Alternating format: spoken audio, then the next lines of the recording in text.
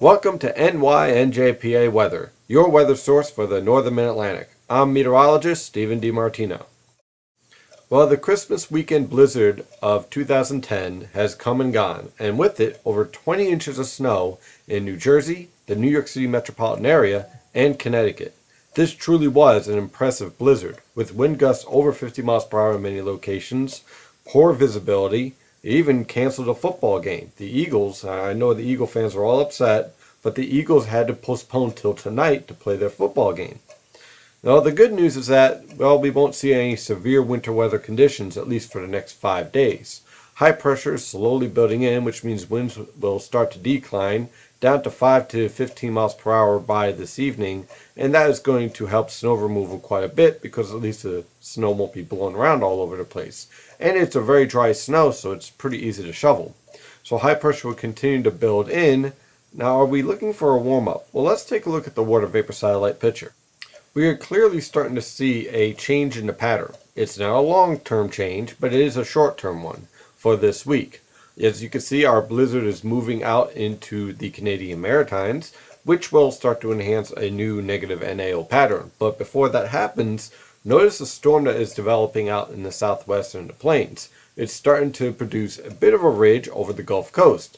Now, unlike this past storm where a phase occurred over the Tennessee River Valley, the phase this time is going to occur over the southern plains, which means this storm is tracking to the west and will actually give us a nice little warm-up.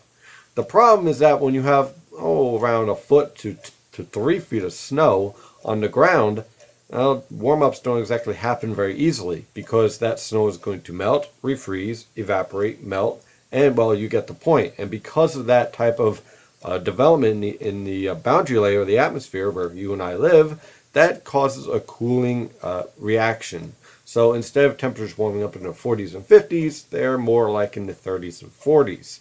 So yeah, we will warm up to near normal, to even slightly above normal in some locations, but I don't think we're going to see any 50s anytime soon.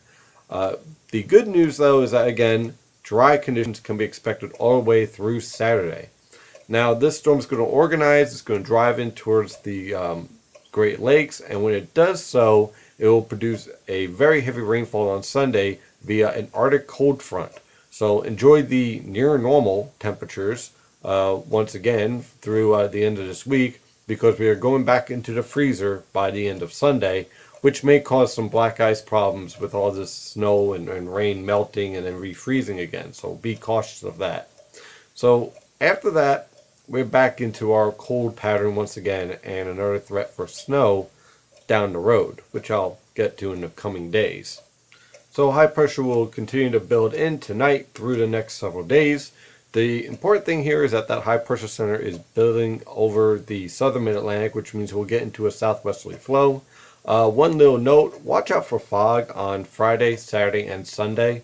With warm air coming in over this snowpack and it's melting, it sometimes creates fog that can be rather dense, especially in the morning and early afternoon. So just be aware of that as we head in towards the end of the week. That is going to be something to keep an eye on because it's really going to have an impact on visibility and in morning rush hour. Otherwise, start digging out because there's a lot of snow to shovel. Thank you for trusting in NYNJPA Weather as your weather source for the Northern Mid-Atlantic. I'm meteorologist Stephen DiMartino. Have an excellent day.